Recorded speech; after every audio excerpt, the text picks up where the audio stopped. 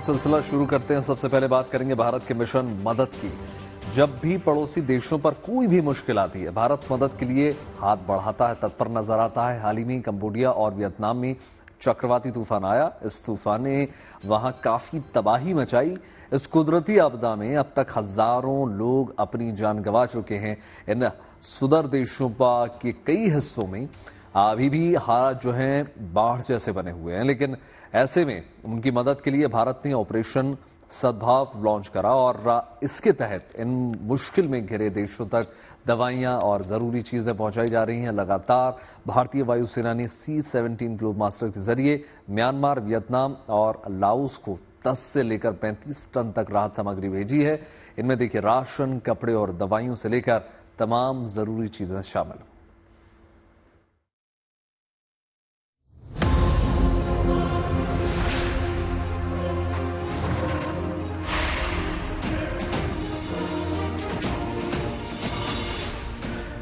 भारत ने फिर दिखाया अपना बड़ा दिल। भारतीय वायुसेना का मानवतावादी मिशन। तूफान प्रभावितों के लिए भेजी राहत सहायता।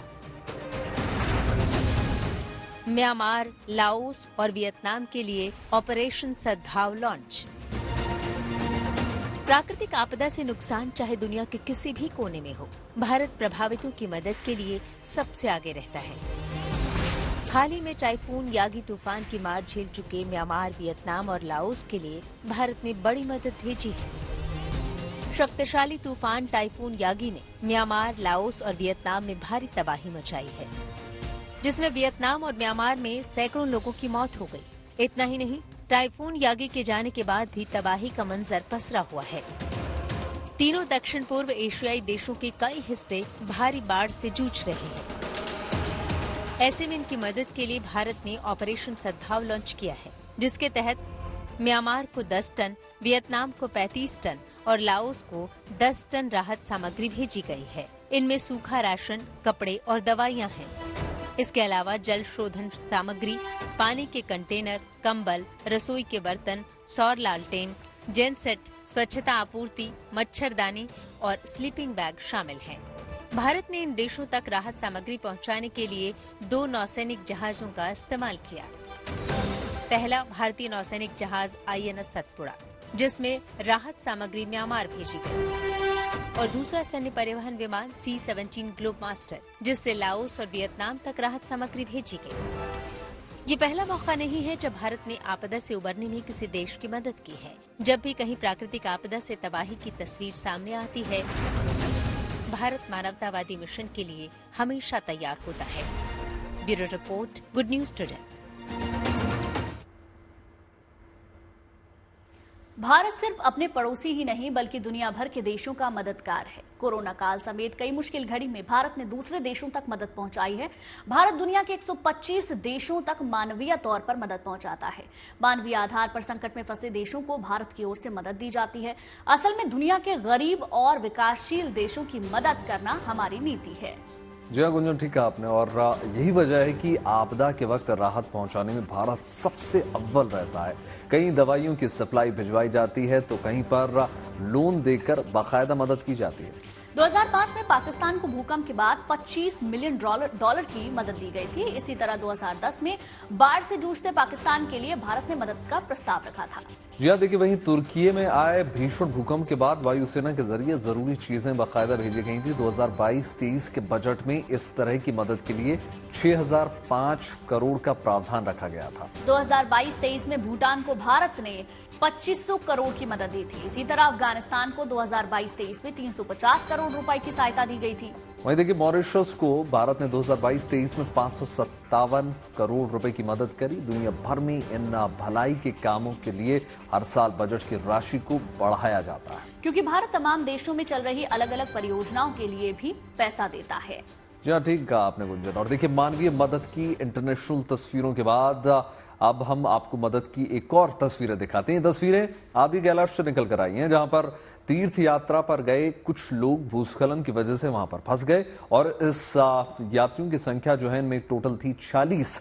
इनकी खबर जैसे ही प्रशासन को लगी, तुरंत हेलीकॉप्टर तैयार किया गया और उसके बाद शुरू हुआ पहाड़ों के बीच रेस्क्यू का मिशन।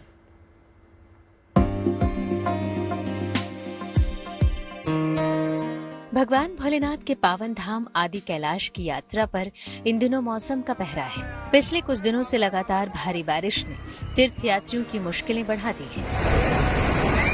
हाल ही में भारी बारिश की वजह से टनकपुर तवाघाट NH के चेतलाधार में भारी भूस्खलन देखने को मिला, जिससे आदि कैलाश की ओर जाने वाला यात्रा मार्ग बंद हो गया। ऐसे में जो यात्री पावन धाम की यात्रा के लिए निकले थे वो बीच में ही फंस गए। इसके अलावा ऊंचाई वाले इलाकों में रहने वाले लोगों का भी सड़क से संपर्क कट गया। हालांकि प्रशासन की मुस्तैदी से सबको सुरक्षित निकाल लिया गया। हमारे धारचूला में विगत 3 दिन में मौसम खराब होने से हमारा राष्ट्रीय राजमार्ग अवरुद्ध हो गया था, जिस कारण से हमारे आदि कैलाश ओम पर्वत दर्शन के लिए जो आए हुए यात्री वो रास्ते में फंसे हुए थे। तो उसके दृष्टिगत आज हमारे जिला प्रशासन द्वारा उन यात्रियों को रेस्क्यू करने का अभियान चलाया गया, जिसमें जो है आज विभिन्न प्रदेशों से, जिसमें तमिलनाडु है, पंजाब है और आंध्र प्रदेश है, आदि राज्यों से आए हुए लगभग 46 यात्रियों का उनका रेस्क्यू किया गया है। और इसके अलावा कुछ दूर दराज के गांव में जो कुछ ग्रामीण हैं उनको चिकित्सीय उपचार की आवश्यकता थी, उनको भी रेस्क्यू किया गया। आदि कैलाश के तीर्थयात्रियों के रेस्क्यू के लिए धारचूला प्रशासन ने रविवार को हेलीकॉप्टर से उड़ानें भरी और जहां जहां तीर्थयात्री फंसे थे उन्हें सुरक्षित बाहर निकाला। इस दौरान हेलीकॉप्टर ने धारचूला से 14 उड़ानें भरी और कुल 63 लोगों का हेली से रेस्क्यू किया। इनमें तमिलनाडु और पंजाब सहित विभिन्न राज्यों के 46 आदि कैलाश यात्री भी शामिल थे। रोड ब्लॉक था 3-4 दिन से, वो कल खोलने के बीच में मौसम भी बहुत खराब था तो खुल नहीं पाया था। तो प्रशासन द्वारा जो ये हेली सेवा से हमें वहाँ से निकाला गया, बहुत अप्रिशिएट करने वाला काम है। और रेगुलर आज मौसम खुला है तो आज सब आ रहे हैं। कल थोड़ा सा और पहाड़ दरक गया था जिस वजह से वो रोड क्लॉज हो गया था। हालांकि अब तीर्थयात्री सुरक्षित हैं, लेकिन धारचूला प्रशासन ने सभी टूर और ट्रैवल ऑपरेटर्स के साथ साथ तीर्थयात्रियों से भी अपील की है कि मौसम ठीक होने पर ही यात्रा की तैयारी करें। पिथौरागढ़ से Rakesh Pant, good news today. Jammu Kashmir को आतंक मुक्त करने के लिए सेना, पुलिस और गांव के लोग मिलकर काम कर रहे हैं। पहली तस्वीर जो निकल कर आई है वो है बारामूला की, जहां सुरक्षा बलों की आतंकियों से मुठभेड़ हो गई। सुरक्षा बल ने इस मुठभेड़ का एक वीडियो भी जारी किया जिसमें एक आतंकी भागने की कोशिश करता दिखा, मगर सेना ने उसे वहीं ढेर कर दिया। दूसरी तरफ वहां के गांवों में एक अभियान चलाया गया। इसके तहत आतंकियों से निपटने के लिए गांव के लोगों को हथियार चलाना सिखाया जा रहा है। पुंछ में सेना की रोमियो फोर्स और पुंछ पुलिस ने कई लोगों को ट्रेनिंग दी।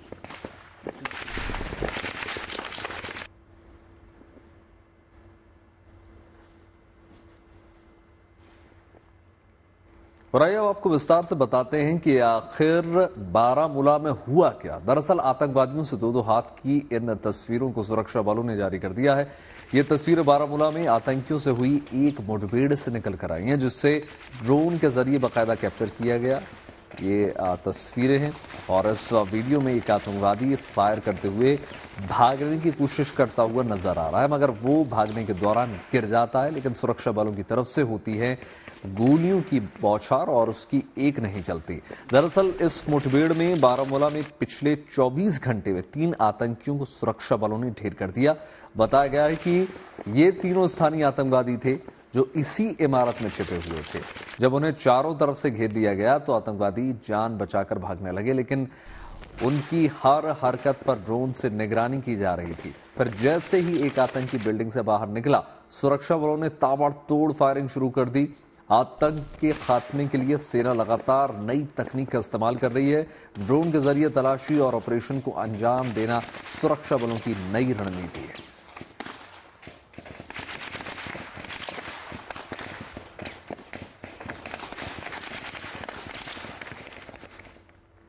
जम्मू कश्मीर को आतंक मुक्त करने के लिए सेना और पुंछ पुलिस की ओर से गांव में एक अभियान चलाया जा रहा है। आतंकियों से निपटने के लिए अब गांव वालों को हथियार चलाने की ट्रेनिंग दी जा रही है।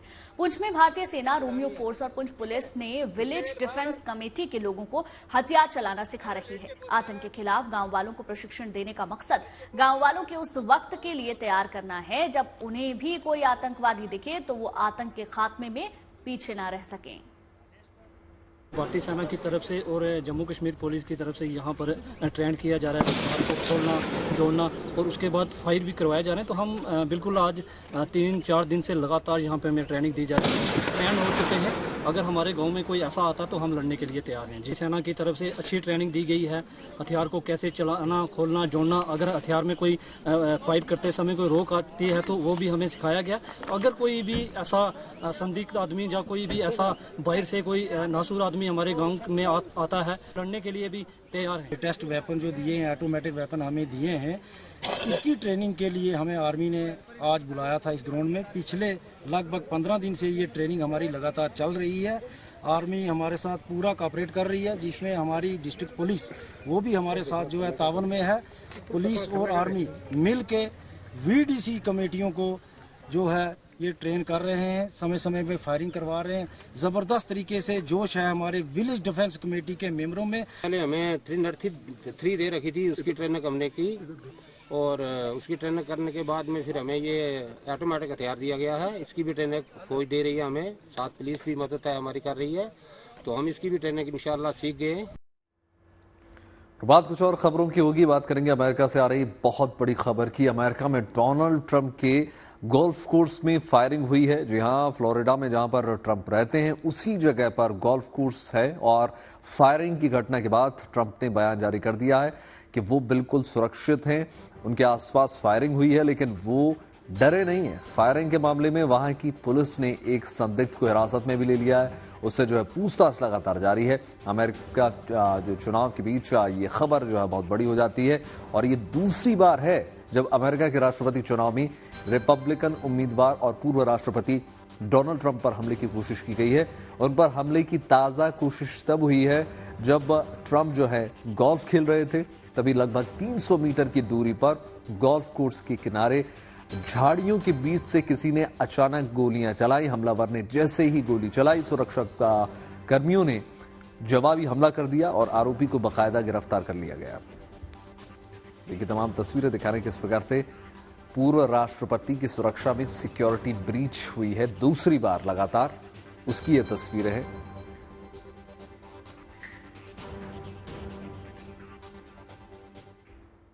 और अब बात प्रधानमंत्री मोदी के मिशन गुजरात की कर लेते हैं। प्रधानमंत्री मोदी आज और कल गुजरात में रहेंगे। कल उनका जन्मदिन है।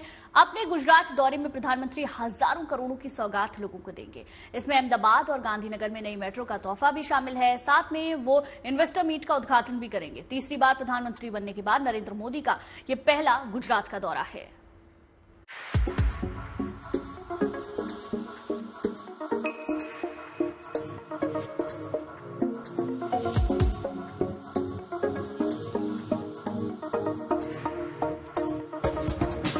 प्रधानमंत्री नरेंद्र मोदी तीसरी बार केंद्र में सत्ता संभालने के बाद अपने गृह राज्य गुजरात के पहले दौरे पर पहुंचे हैं। पीएम मोदी गुजरात के दौरे पर ऐसे वक्त पर पहुंचे हैं जब 17 सितंबर को उनका जन्मदिन है। इस मौके पर वो राज्यों को विकास की कई सौगात भी देंगे। इनमें सबसे खास है अहमदाबाद और गांधीनगर के बीच मेट्रो के दूसरे चरण का उद्घाटन। पीएम मोदी खुद गांधीनगर सेक्टर 1 मेट्रो स्टेशन से गिफ्ट सिटी तक मेट्रो की सवारी करेंगे।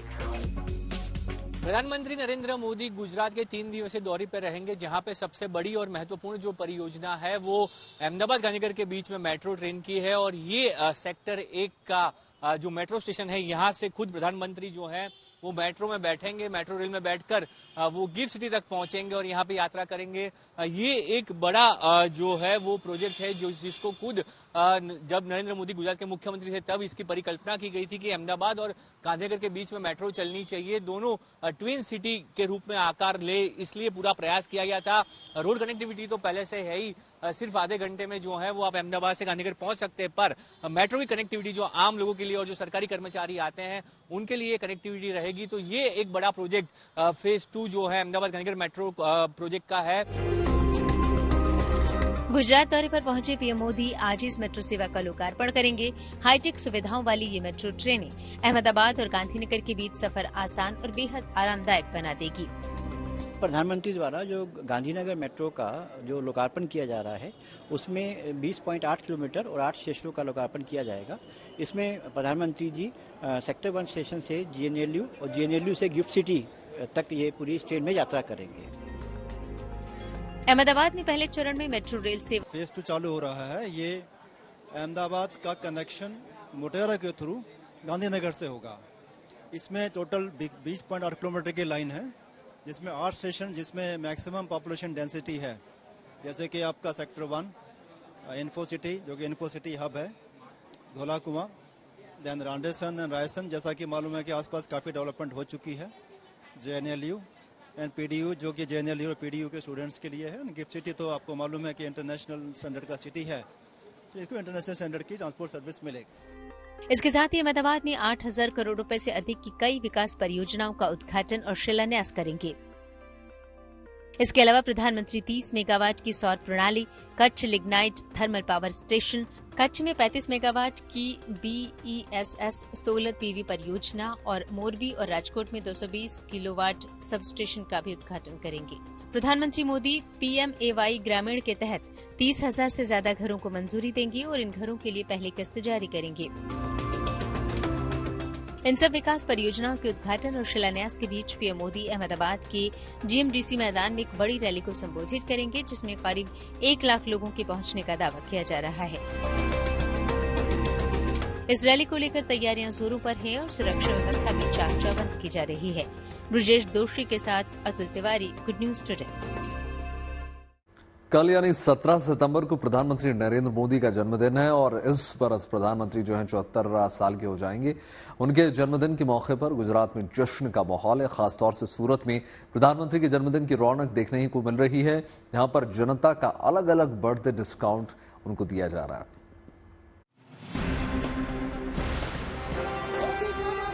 प्रधानमंत्री मोदी के पोस्टर्स से लैस ये ऑटो रिक्शा हो या बड़ी बड़ी दुकानों में पीएम के बैनर्स, इन दोनों सूरत शहर की फिजा में पीएम मोदी का ही नाम घुला है। लेकिन ये सब किसी चुनावी रैली या प्रचार का हिस्सा नहीं है, बल्कि प्रधानमंत्री के बर्थडे का ग्रैंड सेलिब्रेशन है। दरअसल 17 सितंबर को प्रधानमंत्री मोदी का जन्मदिन है और इसी मौके पर पूरे सूरत में किसी तीज त्योहार की ही तरह मेगा डिस्काउंट्स की बहार है।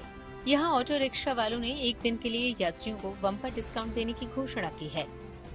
हर साल हम मोदी साहब के जो जन्मदिन के अवसर पर हमारा ऑटो वाला तरफ से फाइनली नक्की किया है कि अपन एक सेवा दिन के तरह जो मना रहे हैं, तो अपन क्यों इसके अंदर नहीं सब अलग अलग धंधे वाला अलग अलग रेट से जो लोग डिस्काउंट दे रहे हैं, तो हमारे तरफ से भी कुछ ना कुछ होना चाहिए। तो हमने भी फिर सोचा कि भाई हम लोग भी जितना ऑटो वाला हमारे पास है, तो 100% डिस्काउंट हम देने के लिए तैयार हो गए। पीएम के जन्मदिन के चलते सूरत में ऑटो की सवारी करने वालों के लिए खास स्ट्रीट प्रचार करने के लिए यहाँ हर ऑटो के पीछे इसका पोस्टर चस्पा है।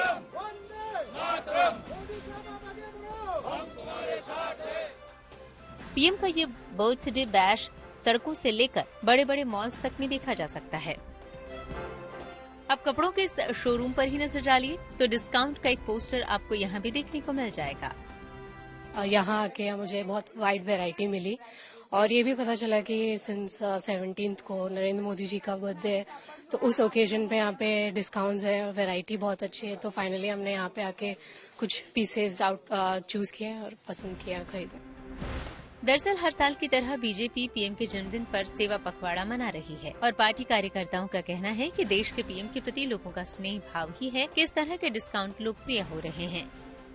उसपे हमारी कोई जोर जबरदस्ती रहती ही नहीं है। एक स्वेच्छा से व्यापारी हमारे साथ जुड़े हैं, मोदी साहब के साथ उनकी संवेदना जुड़ी हुई है, उसीलिए उस दिन वो लोग कुछ न कुछ अपने डिस्काउंट की ऑफर करते हैं। काफी लोगों ने 20, 30, 40, 50% भी डिस्काउंट जाहिर किया हुआ है। भारत को विकासशील देशों से निकालकर विकसित देशों की पंक्ति में खड़ा करने के लिए प्रधानमंत्री नरेंद्र मोदी आए दिन नई नई परियोजनाओं का शिलान्यास और उद्घाटन करते रहते हैं। ऐसे में पीएम के जन्मदिन पर इस तरह के डिस्काउंट जनता का प्रधानमंत्री के प्रति स्नेह ही दर्शाता है। Bureau report, good news today. Uttar Pradesh के बहराइच के लिए एक भेड़िया पहेली बना हुआ है। अभी भी वहां के गांव के अपनी भेड़ियों के हमले की खबरें लगातार निकल कर आ रही हैं। वहां पर छत पर सो रहे एक 13 साल के लड़के पर भेड़िए के हमले की खबर निकल कर आई। लड़के के गले में चोट के निशान हैं और उसे इलाज के लिए अस्पताल में भर्ती भी करवा दिया गया है। बहराइच जिले में भेड़ियों की दहशत से 110 गांवों के लोग खौफ में हैं। इन गांव में वन विभाग की टीम, पुलिस और पीएससी के जवान गश्त लगातार कर रहे हैं। एक दिन पहले मुख्यमंत्री योगी आदित्यनाथ ने बहराइच के उन इलाकों का हवाई सर्वेक्षण किया, दौरा किया जहां पर भेड़ियों का आतंक है। मुख्यमंत्री के दौरे से ये पता चलता है कि ये समस्या कितनी ज्यादा गंभीर हो चली है और सरकार आदमखोर भेड़ियों के खात्मे के लिए हर जरूरी कदम उठा रही है। में कभी कभी यह मानव बस्ती के नजदीक आते हैं, तो मानव बस्ती के नजदीक जहां भी इसे आसान शिकार मिलता है तो वहां पर ये हमले देखने को मिलते हैं। इस बार भी जब सरयू नदी में पानी बढ़ा और उसके पूरे क्षेत्र में जल जमाव की स्थिति ये जुलाई प्रथम सप्ताह में ही हो गई थी और 17 जुलाई को पहली घटना यहाँ देखने को मिली थी जब 1 वर्ष के बच्चे को भेड़िए ने उठा करके अपना शिकार बना दिया था। इसके उपरांत ये लगातार चलता रहा। अवश्य था कि वह एक गांव में बार बार हमला नहीं करता, अलग अलग गांवों को उसने निशाना बनाया है और हमले का दायरा भी एक गैप रहा है 4 से 5 दिन का। 1 सितंबर को अंतिम घटना घटित हुई थी। 2 और 3 सितंबर को एक बच्चे पर हमला किया था। इसके उपरांत हमले की भी शिकायत नहीं है क्योंकि 5 भेड़िए अब तक रेस्क्यू किए जा चुके हैं। इसके अलावा यहाँ पर एक किले हमारी यहाँ पर 165 की टीम वन विभाग की यहाँ पर है जो उन्हें हर प्रकार से पहली प्राथमिकता है कि भेड़िए को रेस्क्यू किया जाए। थर्मल ड्रोन भी यहाँ पर 4 लगाए गए हैं और ये प्रयास है कि किसी भी स्थिति में रेस्क्यू हो, लेकिन अगर वह जिस रूप में हिंसक है, जनहानि कहीं करता हुआ दिखाई देता तो उससे पहले कि जनहानि करे तो उसको शूट करने के भी आदेश दिए गए हैं। लेकिन ये अंतिम विकल्प है, इससे पहले तमाम अन्य विकल्पों पर भी कार्य किया जा रहा है। स्थानीय स्तर पर जनप्रतिनिधियों का, जिला प्रशासन, पुलिस प्रशासन, वन विभाग की टीम ने बेहतर समन्वय से इस परिस्थिति का सामना किया है और आम जनमानस के मन में एक विश्वास पैदा किया है। आज उन सभी पीड़ितों। और अब बात गणपति उत्सव की। 10 दिनों का गणपति पर्व अब समापन की ओर है। आखिरी में भक्तों में बप्पा के दर्शन के लिए जबरदस्त उत्साह भी देखने को मिल रहा है। 3 तस्वीरें आपको दिखाते हैं, उनसे आप अंदाजा लगा सकते हैं कि लोगों में बप्पा को लेकर कितना उत्साह है। सबसे ज्यादा जो खूबसूरत तस्वीरें हैं वो महाराष्ट्र से निकलकर सामने आ रही हैं, जहां बप्पा के अलग अलग स्वरूप ने भक्तों का मन मोह लिया है। क्या खास क्या आम, हर कोई बप्पा को प्रसन्न करने में जुटा है। बप्पा का आशीर्वाद लेने के लिए महाराष्ट्र के सीएम एकनाथ शिंदे भी अपने घर पर गणपति की स्थापना की और गणपति पूजा में शामिल होने के लिए बॉलीवुड से लेकर महाराष्ट्र के नेता पहुंचे। वहीं महाराष्ट्र के अमरावती में एक ही घर में बप्पा की 451 प्रतिमाएं विराजमान हैं। पूरे महाराष्ट्र में गणपति बप्पा 10 दिन के लिए हर घर में, हर चौराहे पर, हर पंडाल में विराजमान हुए हैं। लेकिन अमरावती के खंडेलवाल परिवार के बप्पा का क्या कहना। अपने आप में बप्पा की इस स्थापना की बात कहे तो ये घर जो है एक पूरे 10 दिन के लिए पंडाल बन जाता है। लगभग इस खंडेलवाल परिवार के पास 1991 के साथ जो है अब तक लगभग 450 प्रतिमाएं यहाँ पर है और हर प्रतिमा अलग अलग थीम के साथ बैठाई गई है। अमरावती के खंडेलवाल परिवार का ये गणपति महोत्सव किसी भव्य पंडाल से कम नहीं है।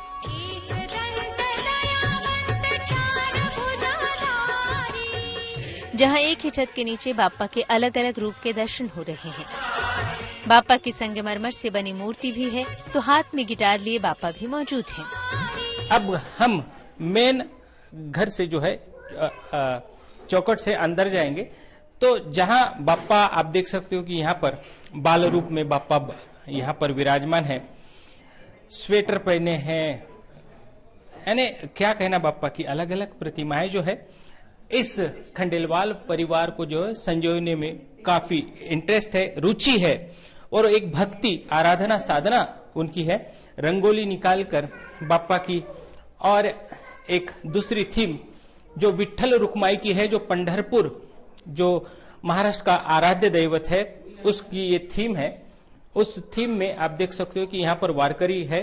तो दूसरी बात, यहाँ पर हर घर जो है उनका सजा सवारा जाता है।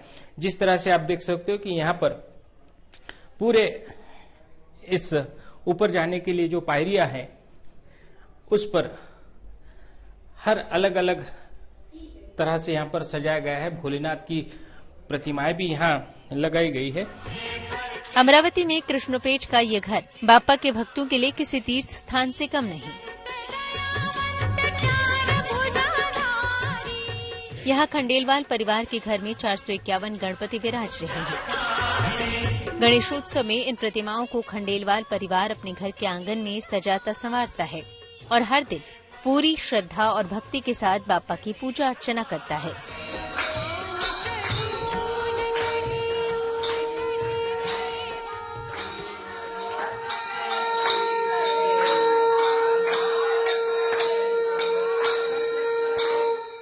नीचे से लेके मतलब थोड़ा सा इतना सा होगा, लेकिन बहुत अमेजिंग, बहुत ही अच्छा है। घर भी बहुत सुंदर है, लोग भी बहुत अच्छे हैं, बहुत रिस्पेक्ट किया, बहुत अच्छा लगा। बहुत यानी छोटे छोटे इसमें दिखे, हम पूरे देखते देखते आ गए। और ये मूर्ति तो बहुत ही सुंदर है, बिना हार के भी बहुत अच्छी दिख रही है, बहुत अच्छा लगा।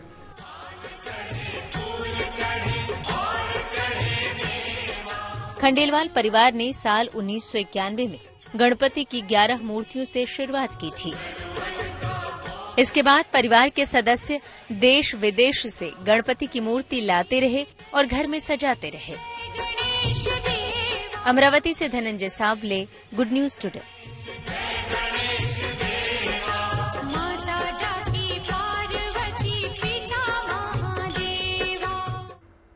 महाराष्ट्र के मुख्यमंत्री एकनाथ शिंदे ने अपने घर वर्षा में गणेशोत्सव पूजन किया और पूजन में शामिल होने के लिए कई बॉलीवुड के स्टार्स को इनवाइट किया। और इस भव्य गणपति दरबार में शिल्पा शेट्टी से लेकर गोविंदा और आशा भोसले तक सभी कलाकार पहुंचे। बप्पा का उन्होंने आशीर्वाद लिया। तस्वीरें देखिए, रोहित शेट्टी आपको टेलीविजन स्क्रीन पर नजर आ रहे हैं। तमाम कलाकार, संजय दत्त आपको नजर आ रहे हैं किस प्रकार बप्पा का आशीर्वाद लेने के लिए बॉलीवुड के तमाम नामचीन हस्तियां वहां पर पहुंचे।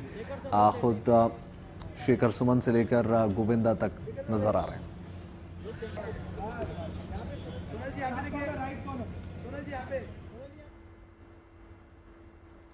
वहीं मुंबई में सबसे ज्यादा भीड़ लालबाग के राजा के दरबार में है। यहां रोजाना बड़ी संख्या में श्रद्धालु बप्पा का आशीर्वाद लेने के लिए पहुंचते हैं। दूसरी तरफ गुजरात के अमरेली में नोटों से गणपति बप्पा का श्रृंगार किया गया है। साथ ही नोटों से मंडप को भी सजाया गया है।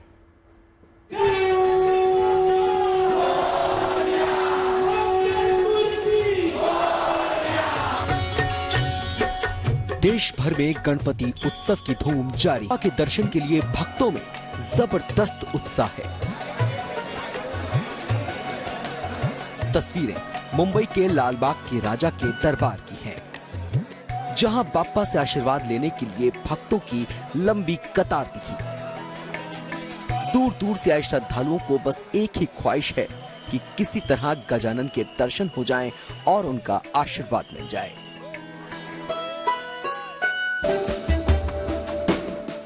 गुजरात भी गणपति उत्सव के रंग में रंगा हुआ है। गुजरात के अमरेली से गणेश उत्सव की भव्य तस्वीरें सामने आई हैं। यहां गजानन को 20, 50, 100, 200 और 500 रुपए के नोटों से सजाया गया है।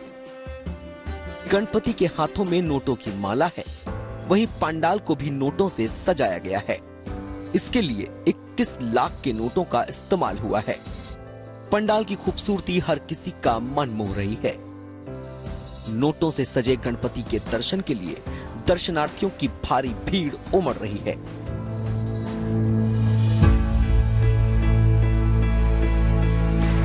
वडोदरा के नारायण कुमार गणेश उत्सव में गणपति की पेंटिंग्स बनाने में जुटे हुए हैं। चंद मिनटों में ही नारायण कुमार गणपति की इतनी शानदार पेंटिंग्स बनाते हैं कि देखने वाले दंग रह जाते हैं। लोग उनकी इस कला की तारीफ करते नहीं थकते। बाप्पा की आकर्षक तस्वीरें लोगों का मन मोह लेती हैं। तेलंगाना में भी गणपति उत्सव का जबरदस्त उत्साह है। तेलंगाना के वारंगल में श्री सिद्धि विघ्नेश्वर उत्सव समिति ने गणपति की 14.5 फीट की अनोखी मूर्ति बनाई है, जिसे पूरी तरह से फोम के फूलों से सजाया गया है। इस आकर्षक मूर्ति को बनाने में 15 दिन और सजाने में 4 दिन लगे हैं। मूर्ति को बनाने में 80,000 रुपए खर्च हुए हैं। गणपति के इस रूप के दर्शन के लिए लोग दूर दूर से आ रहे हैं। उत्सव समिति का कहना है कि हर कोई अपने घर में एक फूल वाला पौधा लगाए, ऐसा संदेश वो इस गणपति की मूर्ति के जरिए देना चाहते हैं। अमरावती से धनंजय सबले, अमरेली से फारूक कादरी के साथ bureau report, good news today. उम्मीद करते हैं शुभ समाचार में आपके दिन की शुरुआत अच्छी खबरों के साथ हुई होगी। बिल्कुल, देश और दुनिया की तमाम पॉजिटिव खबरों के लिए यूं ही जुड़े रहिए गुड न्यूज टुडे के साथ। हमें दीजिए इजाजत, नमस्कार।